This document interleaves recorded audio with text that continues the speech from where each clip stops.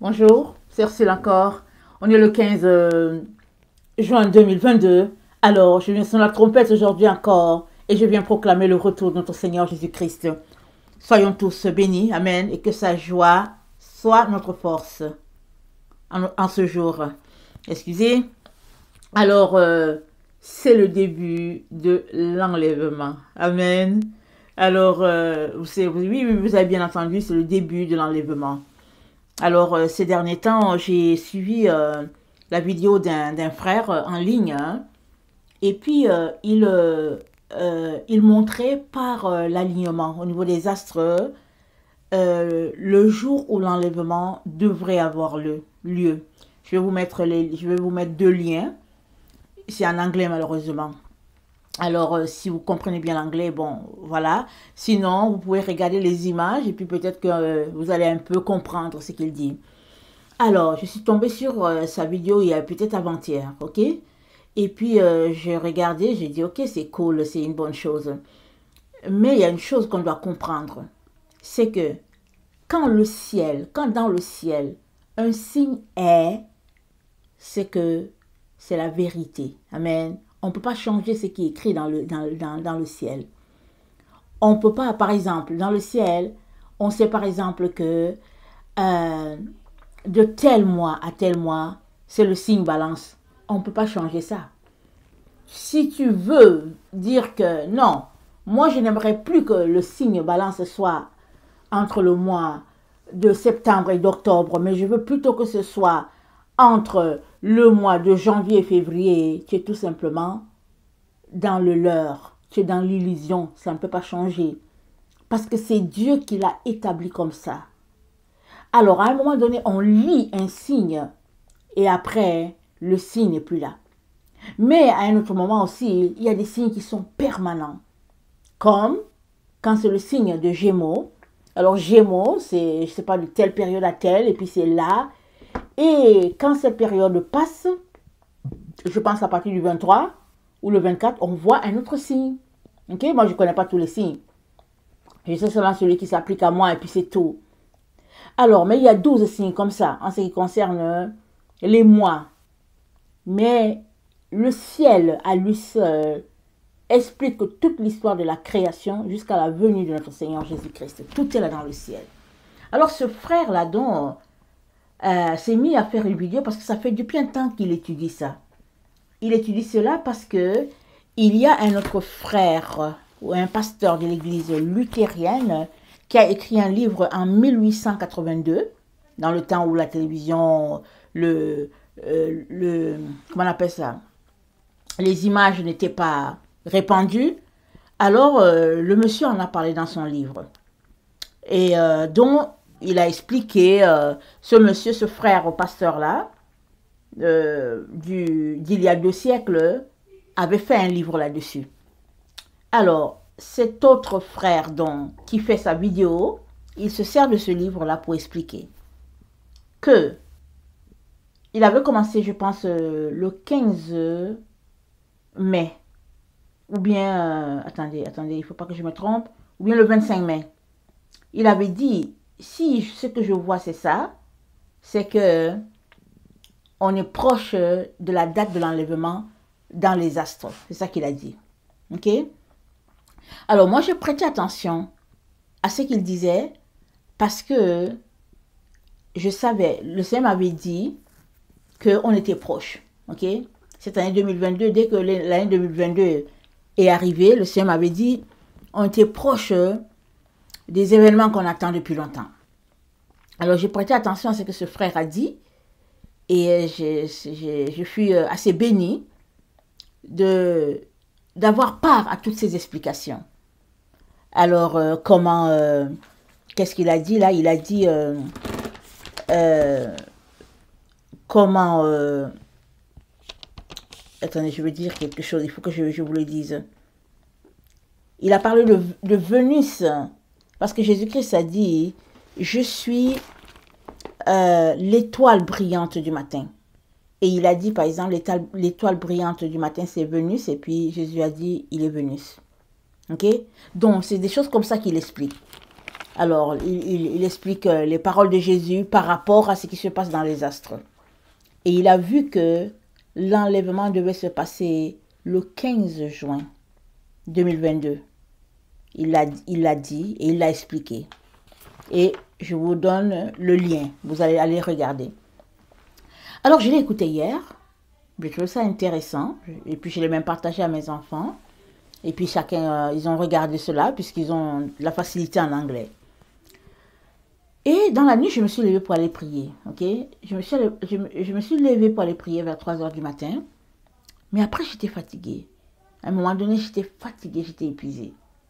Ok, donc, j'ai pris du temps pour m'assoupir un peu. Pendant que j'étais assoupie, vous savez ce que le Seigneur m'a dit? Le Seigneur m'a dit, l'enlèvement c'est aujourd'hui. Je me suis réveillée là. J'ai dit, oui Seigneur, pardonne-moi. Seigneur, pardonne-moi. Parce que l'enlèvement c'est aujourd'hui et puis moi je dors. Excusez-moi de rire. Je voulais bien veiller de 3 heures du matin jusqu'à 7 heures, jusqu'à là où on est, mais je n'ai pas pu. Ok? Donc j'ai prié un peu et j'ai aussi pris le temps un peu pour dormir, pour me reposer un tout petit peu. Très très souvent, je prie d'affilée, mais il y a des moments aussi, dépendamment de tout ce qu'on a passé, tout ce qu'on a fait comme activité dans la journée. Alors je n'ai pas pu. Mais le Seigneur me réveille, il me dit c'est l'enlèvement aujourd'hui. J'ouvre les yeux et puis j'ai dit oui, on est le 15, selon ce que j'avais vu le frère dire, ok? Et je suis restée tranquille. Parce que je me suis dit, ok, c'est l'enlèvement, mais je suis là. Excusez-moi. Excusez-moi de rire. J'ai dit, ok, Seigneur, pardonne-moi. Parce que c'est l'enlèvement. Je dors. C'est l'enlèvement et puis je suis là. Je ne suis pas enlevée. Alors, donc, j'ai dit, Seigneur, aide-moi vraiment à, à être éveillée, réveillée plus que cela. Et que je puisse plus être vraiment dynamique là. C'est ça que je demande au Seigneur. Alors, dans la journée, le Seigneur me dit, j'étais là, je réfléchissais même plus au sujet. J'étais en train de réfléchir à la Bible, là où j'étais, ce que j'étais en train de faire, parce que je suis en train de faire un travail là, que le Seigneur m'a demandé. Donc, j'étais là-dessus. Et le Seigneur me dit, aujourd'hui, 15 juin 2022, c'est le début de l'enlèvement. Et quand il m'a parlé comme ça, j'ai vu un intervalle de temps où ça va se passer. Et j'ai immédiatement connecté à ce verset qui dit que il enverra ses anges. Alors, rassembler ses enfants aux 4 coins de la terre. Et j'aimerais qu'on regarde cela. C'est dans Matthieu 24.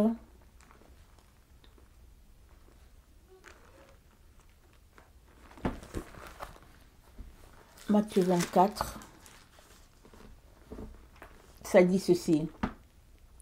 Le verset 24. Car il s'élèvera de faux Christ et de faux prophètes. Ils feront de grands prodiges et des miracles au point de séduire, s'il était possible, même les élus. Voici, je vous l'ai annoncé d'avance. Si donc on vous dit, voici, il est dans le désert, n'y allez pas. Voici, il est dans les chambres, ne le croyez pas. Car, comme l'éclair part de l'Orient et se montre jusqu'en Occident, ainsi sera l'avènement du Fils de l'homme. En quelque lieu que soit le cadavre, là s'assembleront les aigles. Aussitôt, après ces jours de détresse, le soleil s'obscurcira, la lune ne donnera plus sa lumière, les étoiles tomberont du ciel, et les puissances des cieux seront ébranlées. Alors, le signe du Fils de l'homme paraîtra dans le ciel. Toutes les tribus de la terre se lamenteront, et elles verront le Fils de l'homme venant sur les nuées du ciel, avec puissance et une grande gloire. Il enverra ses anges avec la trompette retentissante, et ils rassembleront les élus des 4 vents, depuis une extrémité des cieux jusqu'à l'autre. Instruisez-vous par une comparaison tirée du figuier. Dès que ses branches deviennent tendres et que les feuilles poussent, vous connaissez que l'été est proche. De même, quand vous verrez toutes ces choses, sachez que le Fils de l'homme est proche à la porte. Je vous le dis en vérité, cette génération ne passera point que tout cela n'arrive. Ok? Amen. Le ciel et la terre passeront, mais mes paroles ne passeront point. Ça, c'est ce que le Seigneur Jésus dit. Alors, quand on lit ce texte, on peut penser que les puissances des cieux seront ébranlées, le Fils de l'homme viendra, et après, verset 31, il enverra les anges pour rassembler. On peut comprendre ça comme ça. Mais on ne devrait pas. Pourquoi? Parce qu'après le verset 31, le verset 33 dit, de même, quand vous verrez toutes ces choses, sachez que le Fils de l'homme est proche à la porte. Je vous le dis en vérité, cette génération ne passera point que tout cela n'arrive. Alors les anges nous assemblent, pourquoi? Ils nous assemblent pour que on puisse se tenir debout devant le Fils de l'homme, qui sera assis à la porte de l'Est, à la porte de l'Orient. Il sera assis pour faire quoi? Pour juger. C'est pourquoi il est là. Alors, il est assis, c'est-à-dire, il est ancré. C'est-à-dire, il demeure dans la doctrine de Jésus-Christ. Parce que la doctrine de Jésus-Christ, elle est de l'Orient. Elle vient de l'Orient. Elle ne vient pas de l'Occident. Alors, je ne sais pas si vous vous rappelez, quand j'ai commencé à faire mes vidéos en 2018, un jour, le Seigneur m'a dit, il faudrait que tu retournes à l'Est. Je me suis dit, il retournait à l'Est, mais l'Est c'est où? Mais de quoi il est question? Ok? Donc, j'ai pris, je suis allée sur Internet, ok? Je suis allée sur Internet, et puis j'ai tapé Église Est. J'ai tapé quelque chose de ce genre, ok? Parce que je ne savais pas sur quoi me baser. Et à ma grande surprise, c'est dit, dans le domaine chrétien, quand on parle de l'Est, ça parle du début de l'Église, et quand on parle de l'Ouest, ça parle de l'Église sous l'influence romaine. Et c'est là que j'ai lu comment les apôtres ont mis sur pied les églises, des églises dites orthodoxes, et petit à petit, l'ennemi s'est infiltré, si bien que ils se sont séparés, et puis un groupe est parti à l'ouest. Alors l'église catholique est devenue catholique romaine, et plus tard ils ont choisi un pape, alors que l'église orthodoxe est restée fidèle à ce qui avait été établi par les apôtres. Et on sait par exemple que l'apôtre Jean était évêque à Antioche, et après il a formé le frère Polycarpe, qui était son disciple proche, pour qu'il prenne la relève. On sait par exemple que le frère Pierre était apôtre à Rome, et c'est là-bas qu'il est mort. On sait que le frère Jacques était apôtre à Jérusalem. Ça, c'est les églises de l'Est. C'est eux, les apôtres qui ont apporté la base. Alors, Thomas était en Inde. Et puis bon, finalement, les Philippe, Marie-Madeleine et tout ça, ils étaient un peu dispersés. Ils étaient vraiment dispersés un peu partout, à des endroits. Donc souvent, quand on n'a pas les nouvelles de la personne, c'est parce que bon, il n'y avait pas moyen d'avoir des nouvelles. Mais on sait par exemple qu'ils ont fait un travail extraordinaire pour répandre la gloire de Dieu sur la terre. Amen.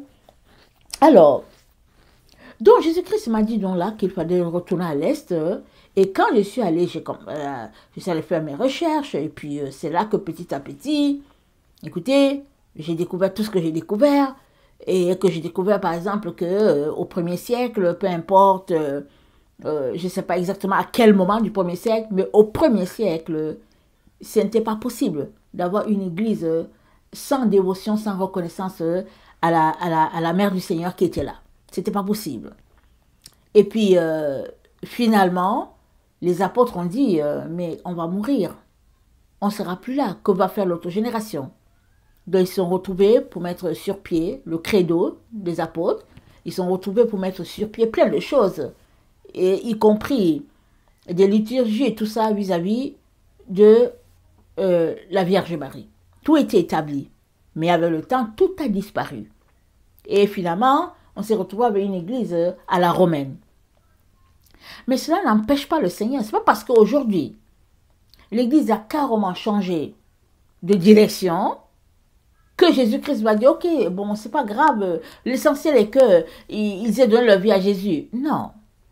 Jésus a dit que il part, sa venue sera comme l'éclair qui part de l'Orient et finit en Occident. Et on ne peut pas changer la base, on ne peut pas changer ce qui a été établi. Parce que la base de l'Église, c'est divin. Ça ne vient pas d'un être humain. C'est divin, c'est Dieu qui a communiqué cela. Dans le plan parfait de Dieu. Déjà, même quand il disait à Moïse, fais-moi un tabernacle, bâtis un tabernacle exactement comme cela, c'était selon le modèle du ciel. Ce n'était pas selon un modèle un modèle imaginaire. C'était selon le modèle du ciel. Alors, tout cela pour dire qu'il n'y a rien qu'on puisse faire en dehors de ce qui a été établi. On ne peut pas. Alors, le fils de l'homme, qui est appelé le prince dans Ézéchiel 44, s'est dit que le prince va passer par là, il va s'asseoir là, il va même manger du pain devant l'Éternel. S'asseoir, ça veut dire demeurer, ça veut dire vraiment être confortable là, à cet endroit, c'est-à-dire, c'est quoi? C'est un long terme, c'est comme, en fait, quand on dit tu es assise ou bien tu es assis, ça veut dire qu'il y a un confort qui est là, ok? Alors, nous sommes informés que le prince va s'asseoir là. Mais Malachie nous dit aussi que quand il va venir, il va s'asseoir et il va purifier les fils de Lévi. Alors, nous comprenons par là que quand les anges nous assemblent, c'est pour que finalement on puisse se tenir devant le Fils de l'homme. Parce que c'est lui que Dieu aura choisi comme juge sur la terre. Il sera le représentant direct de notre Seigneur Jésus-Christ. Parce que c'est ça, c'est-à-dire que il va se retrouver comme dans la situation de Joseph en Égypte. Alors, Dieu dit, 15 juin 2022, début de l'enlèvement. Mais l'enlèvement, c'est quoi? L'enlèvement, c'est quoi? L'enlèvement, hein, c'est une mise à part. C'est-à-dire que tu es écarté d'un endroit pour un meilleur, bien sûr. Mais enlèvement, c'est comme on entend, tu es enlevé. Alors, on peut dire que Lot a vécu un enlèvement d'un lieu à un autre. Dans le cas de Lot, il n'y a personne pour témoigner à part Lot et ses deux filles. Parce que quand Lot s'est levé ce jour-là, il ne savait pas que les anges viendraient et que Sodome brûlerait. Donc il s'est levé, la vie était normale pour lui. Et les anges sont venus. Et finalement, c'était une situation assez chaotique. Et l'autre voulait un peu sauver la situation pour dire aux gens, non, écoutez, arrêtez de faire du bruit, arrêtez de faire du brouhaha. Laissez les étrangers tranquilles. Et il a même dit aux gens, je vais vous donner mes deux filles si vous voulez. Mais ne touchez pas à ces étrangers-là. Mais le peuple ne voulait rien savoir. Parce qu'il ne savait pas qu'ici, c'était deux anges de l'Éternel qui étaient là. Et l'autre a été poussé à l'extérieur, carrément, afin de sauver son âme. Alors, c'est un type d'enlèvement. Parce que alors que l'autre sortait de Sodome, Sodome brûlait. Amen. L'autre sortait, Sodome brûlait. Alors, ça s'est passé du tic au tac. Vraiment, c'était comme en tout cas, c'était presque instantané, ok? Et dans le temps dans lequel nous sommes, les astres nous informent que c'est l'enlèvement. Alors, j'ai un enfant qui m'a dit, mais maman, si c'est l'enlèvement, alors comment peut-on expliquer que on est là? Alors, j'ai dit à l'enfant, il y a une certitude, c'est que les astres ne mentent pas. Ils sont les témoins de la vérité. Le Seigneur m'a dit, de tous les vivants, l'homme est celui qui cause le plus de problèmes à Dieu. Parce que l'homme a sa volonté et souvent il choisit d'aller contre la volonté de Dieu. Alors que l'astre, alors que l'arbre, alors que le petit canard, tout ce qu'ils font, ils vont juste faire ce que chaque être vivant doit faire, c'est rendre hommage à Dieu et puis lui donner la place qui lui revient. Alors, nous sommes informés donc qu'il y a un début. Alors, s'il y a un début, c'est qu'il y aura aussi une fin, n'est-ce pas? Parce que Dieu est en train de nous parler finalement qu'il y a un intervalle. Attends, on dit un intervalle. Il y a un intervalle de temps où cette chose est en train de se passer. Alors, ce que nous devons comprendre, c'est que nous sommes appelés à nous sanctifier, à nous purifier. Parce que si le point de départ, c'est aujourd'hui, c'est qu'il y aura un point de la fin à un moment donné, et à un moment très proche. On ne doit pas négliger cela. Alors, on ne doit pas dire, ok, bon, d'accord, bon, ok, mais rien ne s'est passé. Non, non, on ne doit pas dire cela. On doit être sage pour dire, ok, Seigneur, les astres ont dit quelque chose, les astres ne peuvent pas mentir. Donc là, dans le signe, dans le ciel, l'enlèvement, c'est aujourd'hui. Alors, je vous conseille de regarder la vidéo. Même si vous ne parlez pas bien l'anglais, vous allez finir par saisir ce que Dieu a pour vous. Amen. Parce que c'est important. Alors, dans Marc 13, nous sommes aussi informés. Amen. Dans Marc 13, voilà ce que le Seigneur nous dit.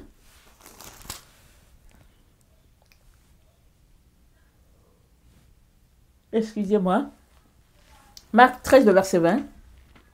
Et si le Seigneur n'avait abrégé ces jours, personne ne serait sauvé. Mais il les a abrégés à cause des élus qu'il a choisis. Si quelqu'un vous dit alors, le Christ est ici ou il est là, ne le croyez pas. Car il s'élèvera de faux Christ et de faux prophètes. Ils feront des prodiges et des miracles pour séduire les élus, si c'était possible. Soyez sur vos gardes.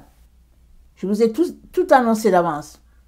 Mais dans les jours après cette détresse, le soleil s'obscurcira, la lune ne donnera plus sa lumière.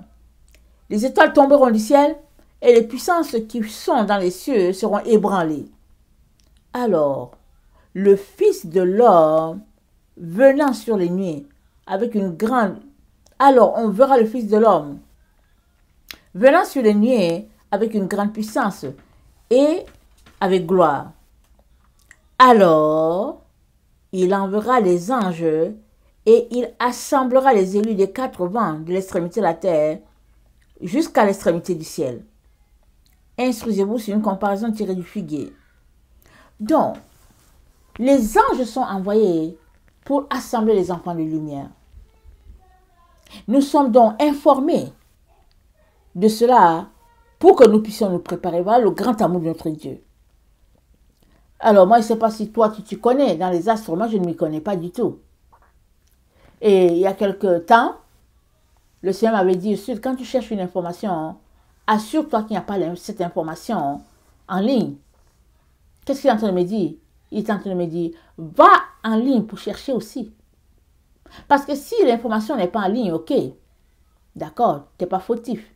Mais si c'est en ligne, alors il est ta responsabilité d'avoir, c'est-à-dire de chercher et puis d'avoir le nécessaire, ok, pour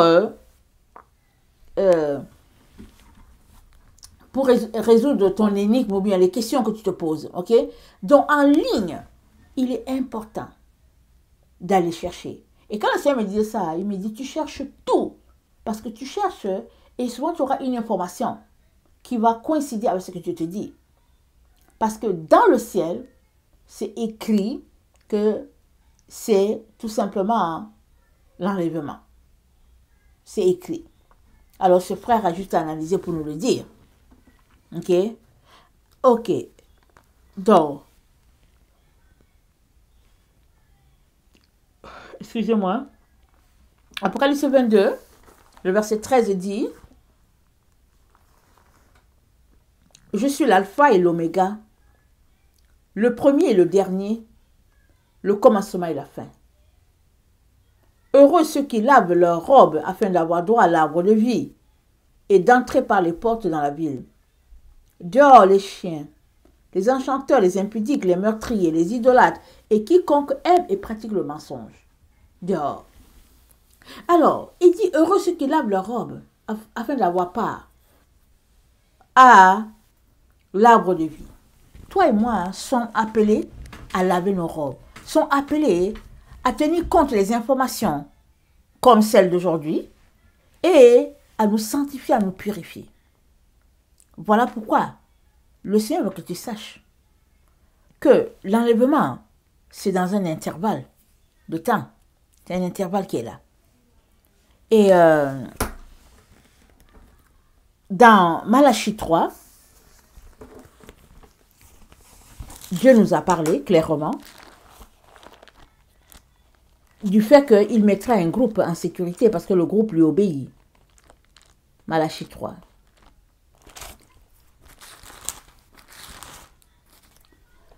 Le verset 14, ça dit ceci. Je vais commencer à 13. Vos paroles sont dures contre moi, dit l'Éternel.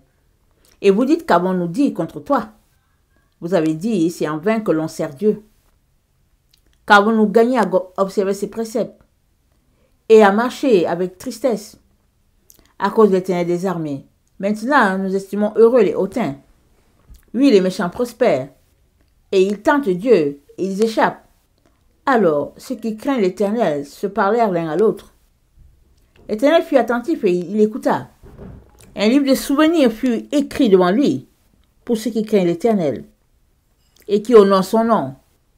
Ils seront à moi, dit l'Éternel, des armées. Ils m'appartiendront au jour que je prépare. J'aurai compassion d'eux, comme un homme a compassion des fils de la terre.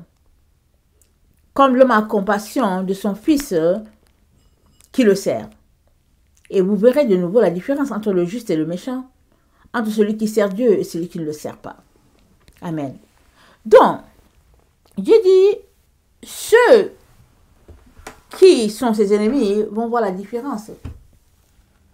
Ils vont voir que sur la terre, il y en a ceux qui craignent Dieu. Et Dieu va les mettre en sécurité. Alors, l'information, elle est essentielle pour toi, ou bien primordiale, parce que si tu honores ce Dieu-là, que tu retournes à la vérité, il va te garder. Il va te garder. Si tu retournes à la vérité, et il va te faire jouir de l'espérance des enfants qui le craignent. Mais il faut que tu te lèves et que tu puisses laver ta robe, comme on vient de dire. Il faut que tu te lèves, que tu puisses laisser de côté toute distraction. Il faut que tu te lèves, tout simplement, et que tu fasses quelque chose, que tu te secoues, comme on dit. Alors, dans Apocalypse 22, le verset 14, excusez-moi,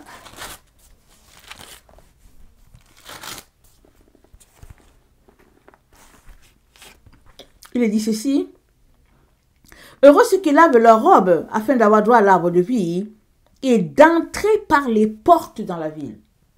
D'entrer par les portes. Il y a des portes d'entrée. Il suffit juste que on lise Apocalypse 21. Le verset 21, ça dit: les 12 portes étaient 12 perles. Chaque porte était d'une seule perle.